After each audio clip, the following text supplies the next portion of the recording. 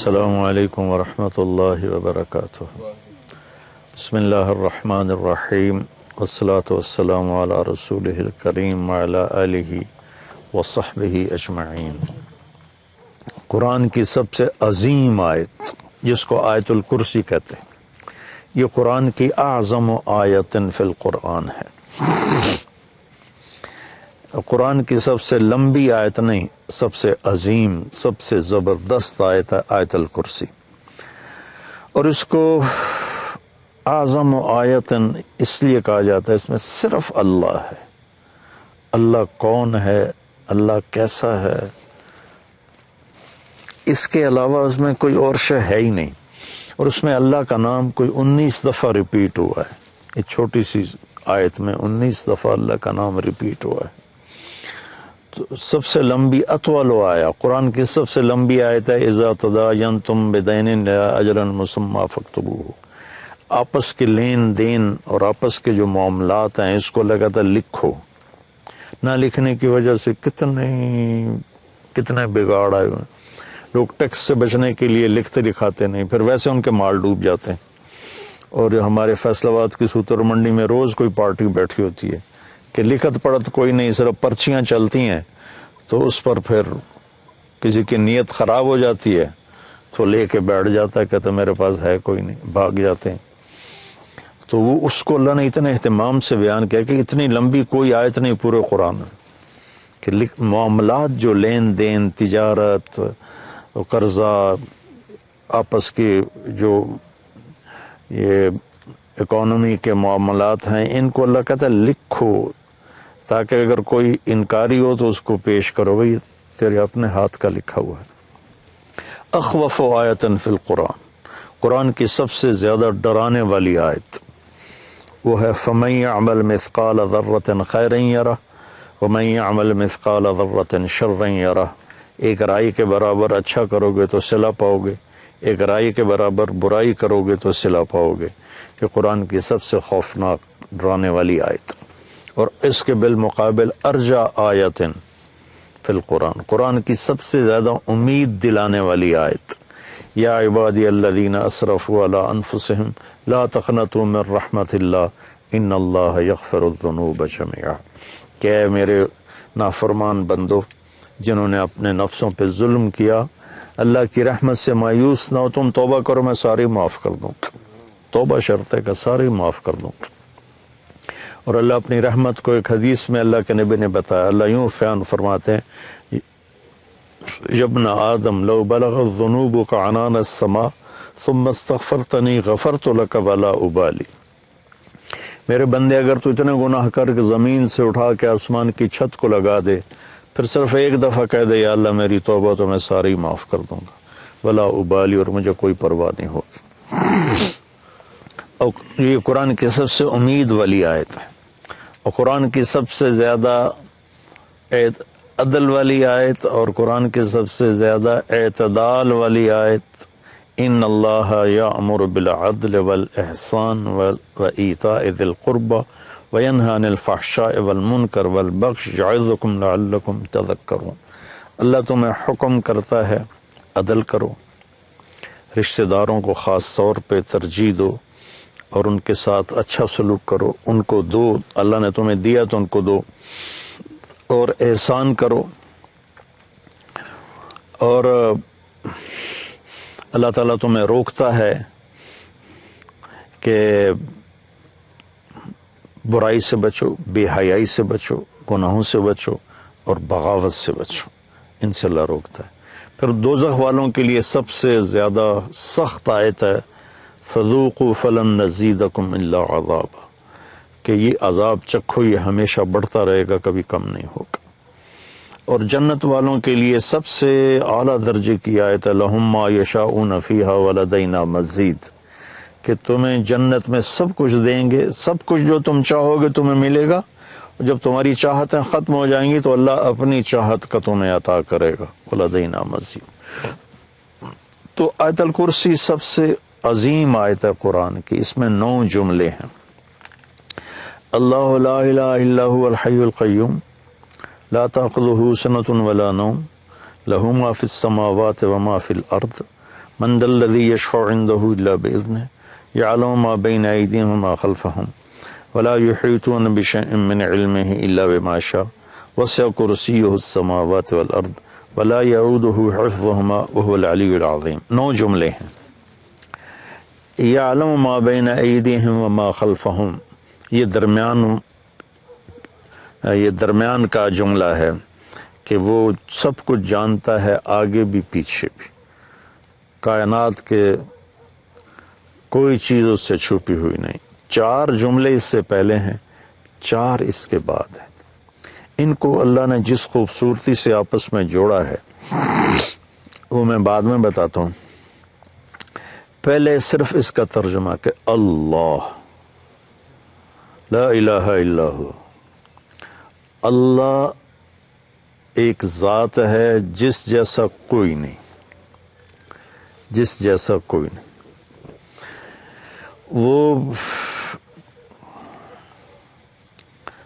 یہ ایک دعویٰ ہے. اس دعوے کی دلیل کیا ہے؟ الحی القیوم، ہمیشہ زندہ ہے، ہمیشہ قائم ہے. لا تاخذہ سنۃ ولا نوم، نہ اونگتا ہے اور نہ سوتا ہے. لہ ما فی السماوات وما فی الارض، زمین آسمان میں سب کچھ اس کا ہے. چوتھا، یہ ابھی اللہ کے دلیلیں دے رہا ہے کہ میں ایک اکیلا اللہ کیوں ہوں کہ میں ہمیشہ زندہ ہوں، ہمیشہ قائم. کوئی اور ہے؟ مجھے نہ نیند آتی نہ اونگ آتی، کوئی اور ہے؟ زمین آسمان میں میری چلتی ہے، کوئی اور ہے؟ سورج کو ہم نکالتے ہیں یا چاند کو ہم گھٹاتے اور بڑھاتے ہیں. من ذا الذی یشفع عنده الا باذنہ، کسی میں طاقت ہے کہ اس کے سامنے اس کی اجازت کے بغیر کوئی بول سکے. یعلم ما بین ایدیہم وما خلفہم، آگے بھی جانتا ہے، پیچھے بھی جانتا ہے. ولا یحیطون بشیء من علمہ الا بما شاء، اس کے علم میں سے اتنا ہی ملتا ہے جتنا اللہ دیتا ہے، باقی انسان جاہل رہتا ہے. ولا یعودہ حفظہما، اس کو زمین آسمان کا نظام چلانا تھکاتا نہیں. وہو العلی العظیم، وہ بلندیوں والا ہے، وہ عظمتوں والا ہے. یہ 9 دلیلیں اللہ نے دی ہیں کہ میں ایک اکیلا اللہ ہوں اور میرے سوا کوئی معبود نہیں. اب اس میں اللہ کتنی دفعہ آیا ہے؟ اللہ لا الہ الا ہو. یہ ہو ضمیر اللہ کی طرف جاتی، اللہ کی طرف اشارہ کرتے. وہ تو یہ 2 ہو گیا. الحی القیوم، وہ زندہ ہے، وہ قائم ہے، یہ 4 دفعہ. حی کے اندر ضمیر ہے، وہ 5 دفعہ. القیوم کے اندر ضمیر ہے، وہ 6 دفعہ ہو گیا. لا تاخذہ، یا ہو ضمیر ہے اللہ کی طرف، یہ 6 ہو گیا. لہو ما فی السماوات وما فی الارض، لہو میں سب کچھ اس کا، یہ 7 ہو گیا. من ذا الذی یشفع عندہ، یا ہو پھر 8. الا باذنہ، ہی 9. ولا یحیطون بشیء من علمہ 10. الا بما شاء، شاء کے اندر ضمیر ہے 11. وسع کرسیہ، پھر یہ 12.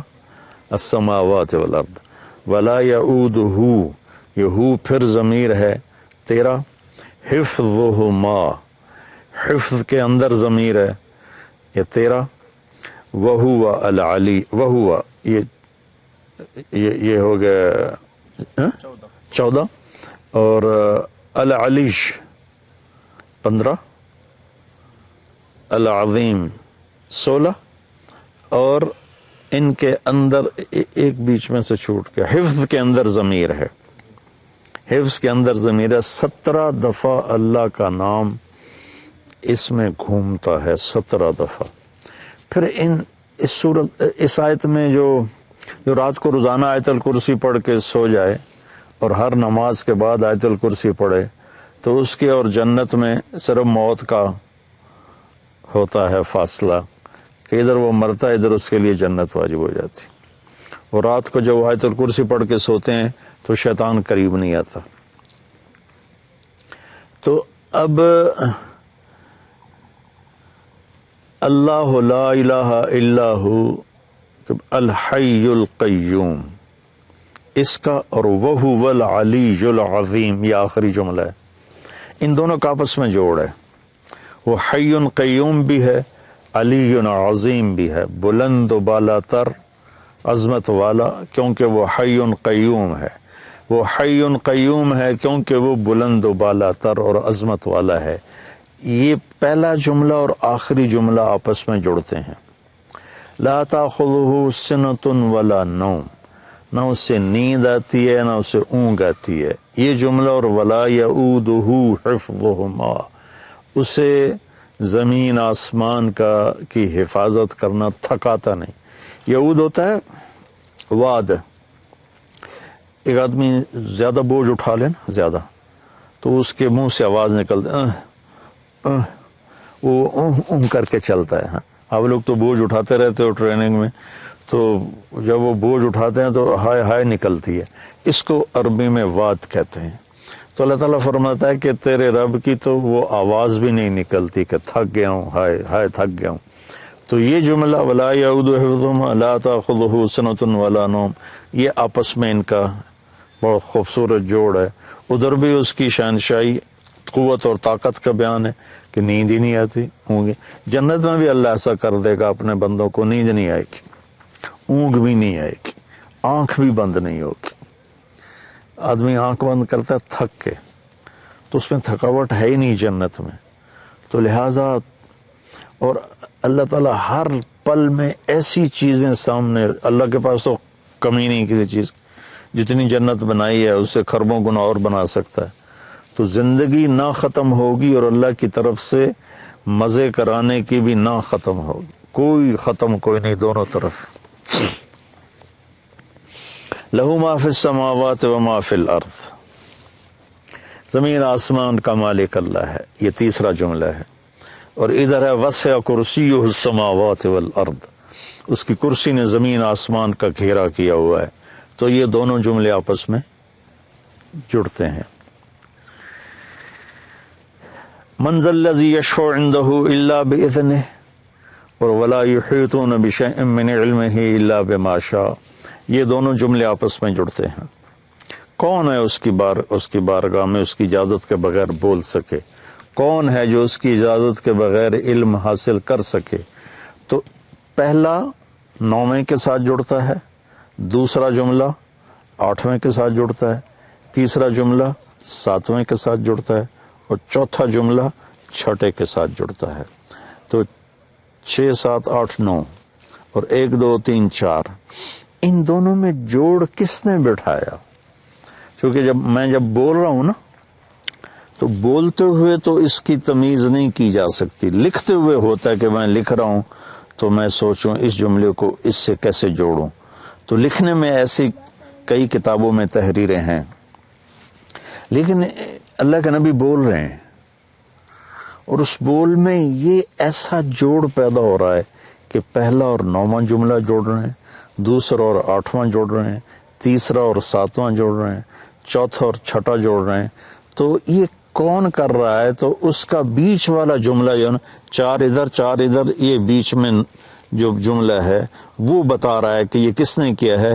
یعلم ما بین ایدیہم وما خلفہم، یہ اس رب نے کیا ہے جس کا علم اولین پر آگے بھی ہے پیچھے بھی ہے. تو اس کے لیے اوپر والے کو نیچے سے جوڑنا، نیچے والے کو اوپر سے جوڑنا، یہ کوئی مسئلہ ہی نہیں ہے. یہ آیت الکرسی ہے.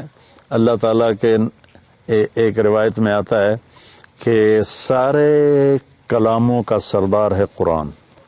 قرآن سارے کلاموں کا سردار ہے، اور قرآن کی سردار ہے سورہ بقرہ، اور سورہ بقرہ کی سردار ہے آیت الکرسی.